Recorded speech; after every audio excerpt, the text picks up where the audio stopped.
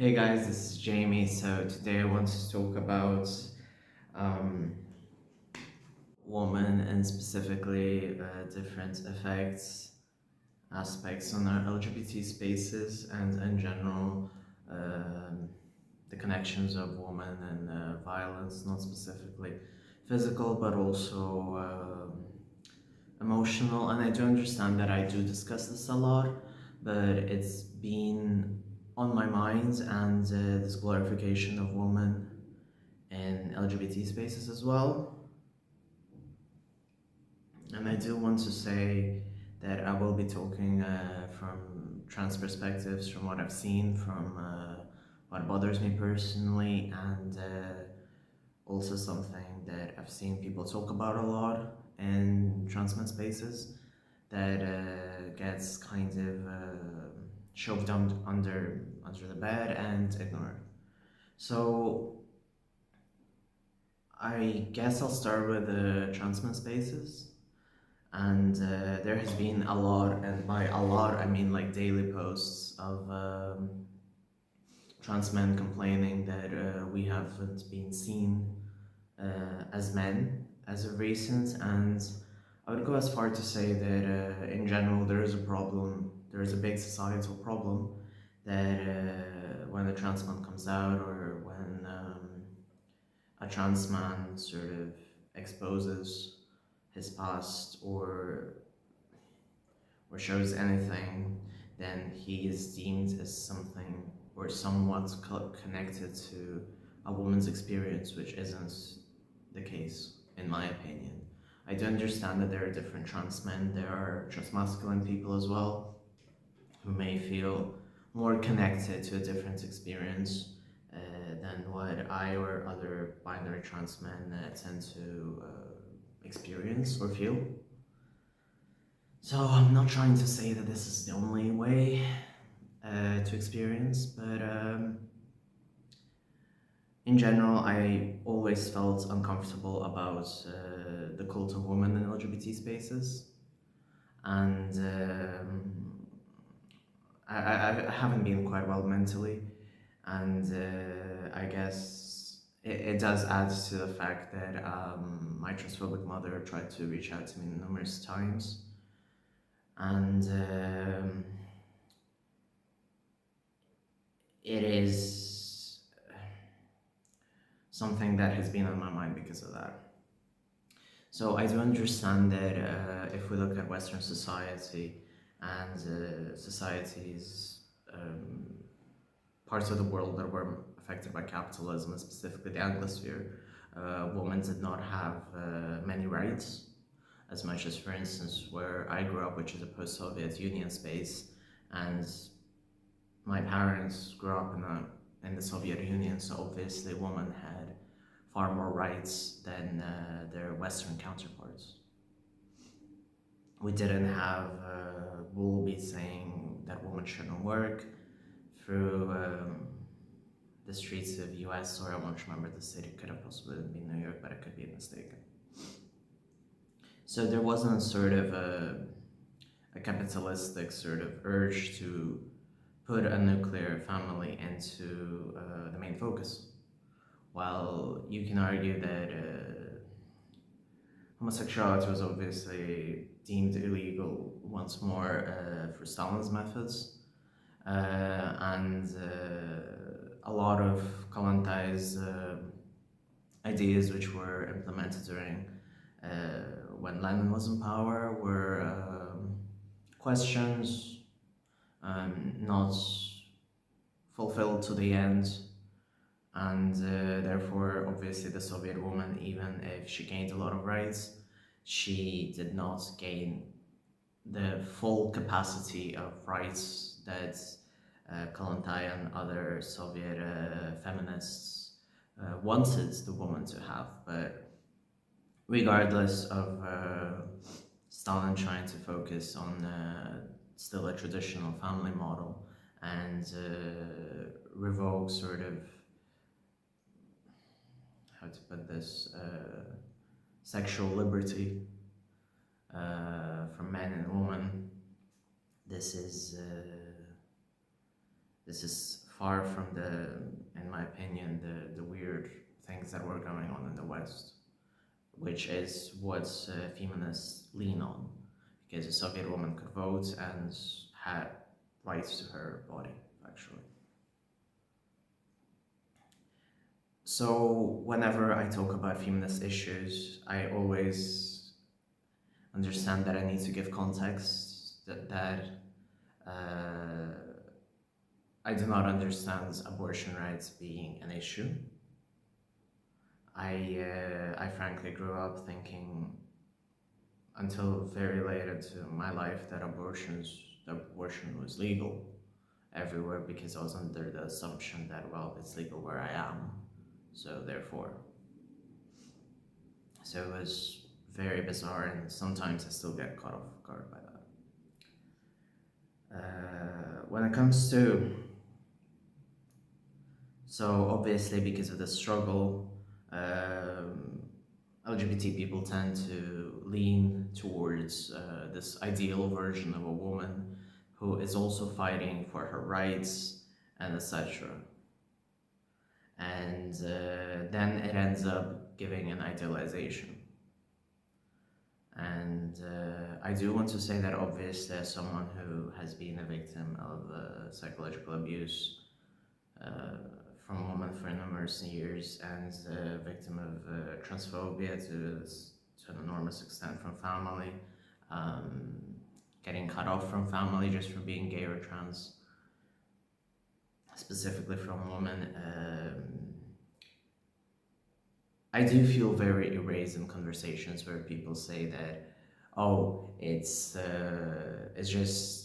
not women who are transphobic or homophobic, it's mostly men. And in my experience, sure, I encounter people of all genders be transphobic or homophobic to me once in a while. But when it comes to the main offenders, it's always been the woman in my family. So it does feel that what I experience just gets swept under the rug. So it kind of feels weird when I'm sitting, for instance, on a table with other people and they hypothetically start talking about how men are violent, and I assume no one speaks of that. Or for instance, there's obviously the on-standing issue that gay men project, cis or trans as well, that the man is this sort of unshakable violent existence, and specifically the straight man as well. So it kind of feels like, of course, we're gonna see men as violent when obviously no man is born violent.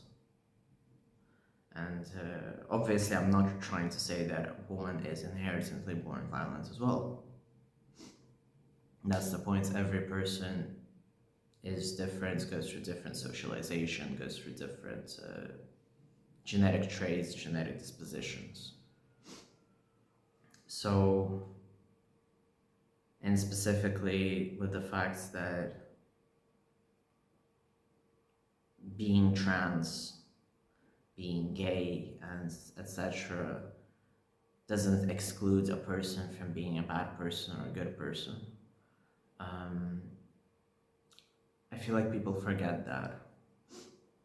So we start having this ideology of a woman can do no wrong, and then it seeps into the trans community in ways that, why do trans men want to become men?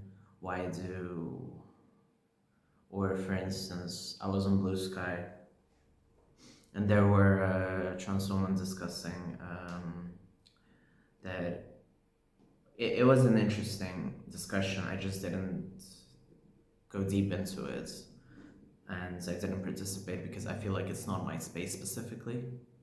But I did find it interesting that they said, obviously it's important to have sometimes, I'm quoting, in a space not to have penis havers, but that does mean that people start excluding trans women.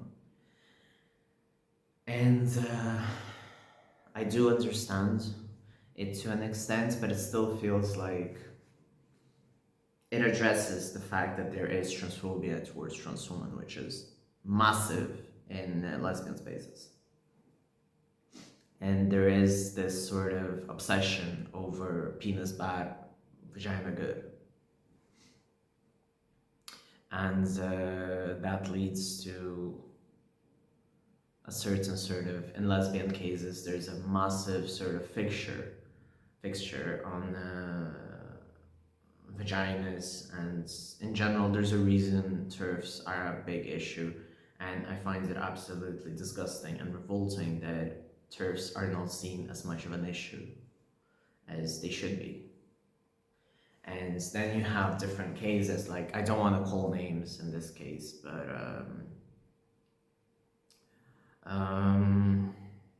to be as vague as possible.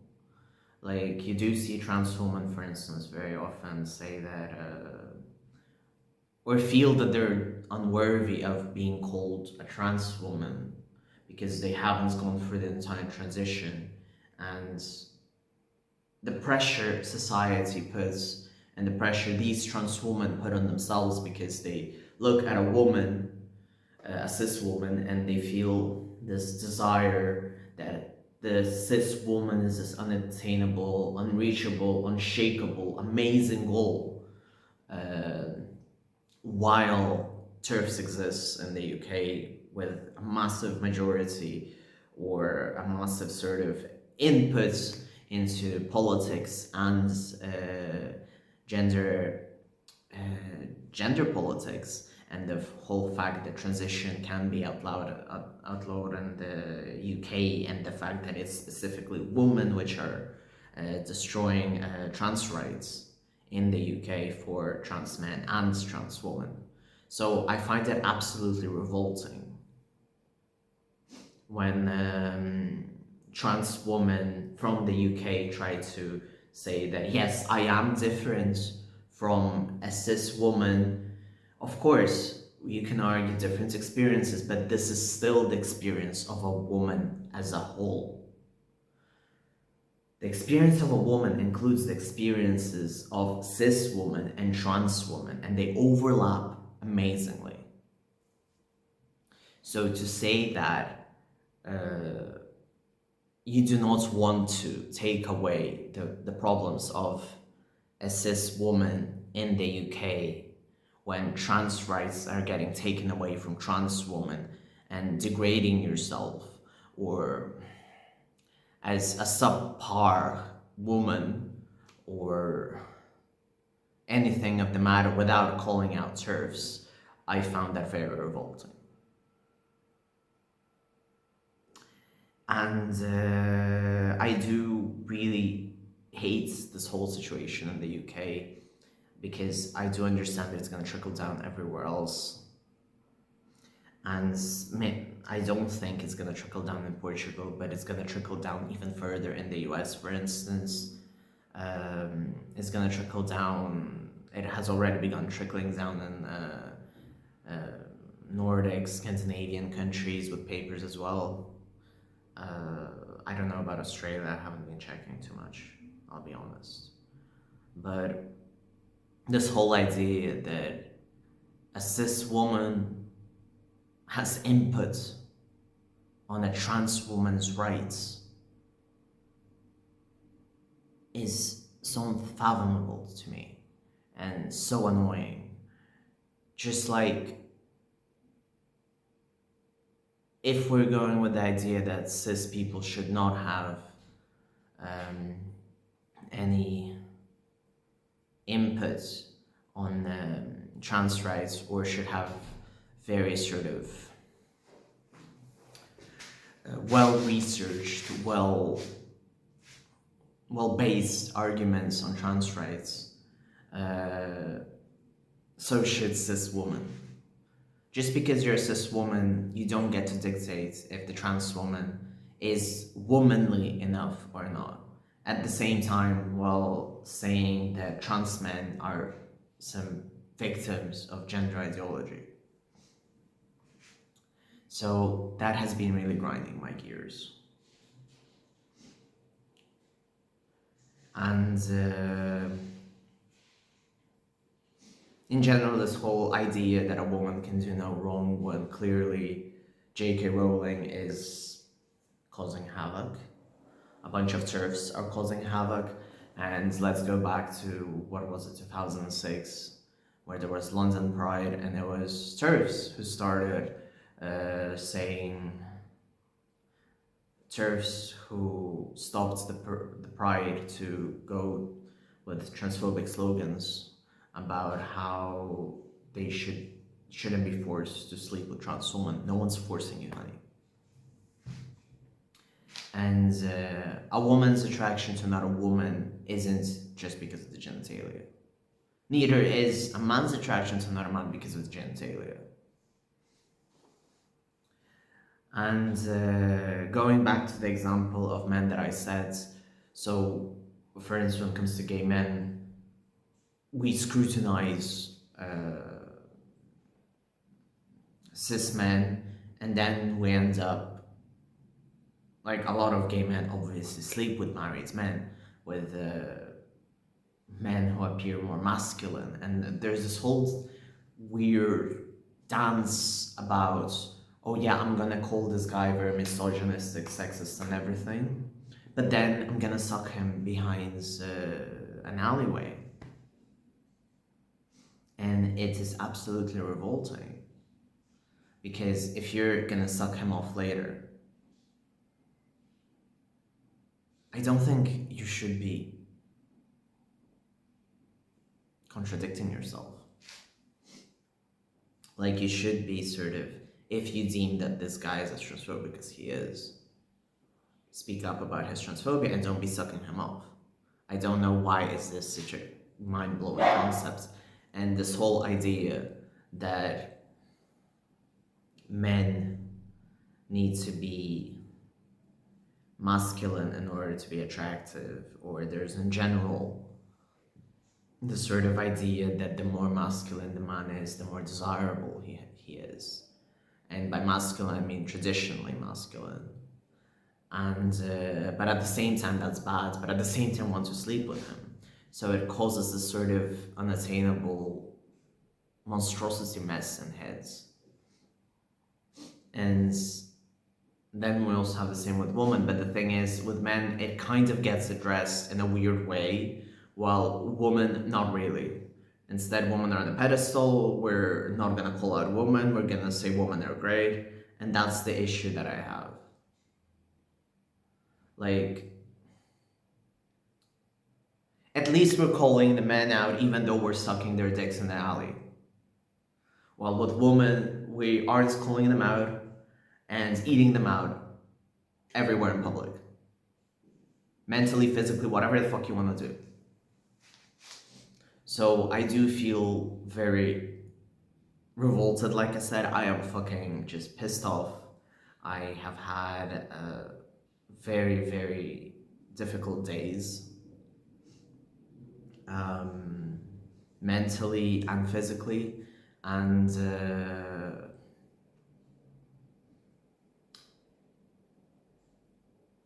I just feel like just because someone has troubles in the past due to political history doesn't erase them from being an asshole in the present day. And I don't know where I have to, on which fucking billboard do I have to put this to make it clear. And yeah. So I do have a lot of thoughts on the subject. I do hope it made sense.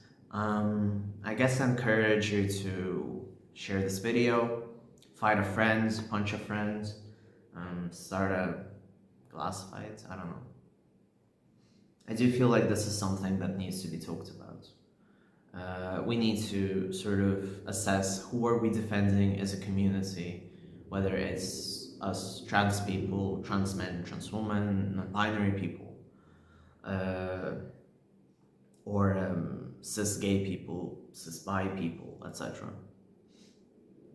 Because I feel like we're just throwing ourselves under the bus for this idea of a woman that doesn't exist, actually. So yeah, thank you very much for watching. Like I said, share, start a fight in the comments of your friend group. Please feel free to follow me if you enjoyed this video. Feel free to leave a comment as well. If you enjoy my content, please feel free to buy me a coffee. I've been having a rough week, as it is seen from the tone of my voice. And yeah, thank you very much for watching. I also wanted to say that I am humbled for the reception I've been getting. I also turned 30, and yeah, let's just fucking hope my 30s are a bit calmer and with more sane people. Yeah, thank you very much.